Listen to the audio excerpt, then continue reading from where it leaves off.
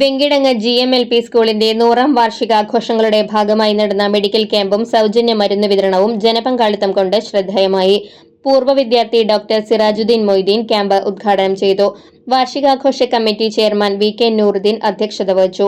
Doctor Syed Muhammad, doctor Sirajuddeen Moideen എന്നിവരെ ചടങ്ങിൽ memento നൽകി ആദരിച്ചു.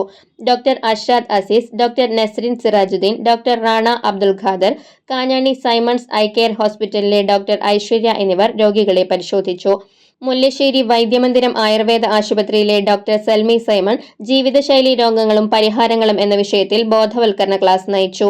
General convener Sajeev Kazhungil, Venkitangu panchayat president Kochappan Vadakkan, പ്രധാനാധ്യാപിക KK ജെയ്സി, വാർഡ് മെമ്പർമാരായ NK Vimala, VK Somasekharan, RV Moinudheen, school വികസന സമിതി ചെയർമാൻ EA അഷ്റഫ്, ഇസ്സത്തുൽ ഇസ്ലാം ജുമായത്ത് പള്ളി president Shamsuddin, PTA president PV Shaiju എന്നിവർ സംസാരിച്ചു.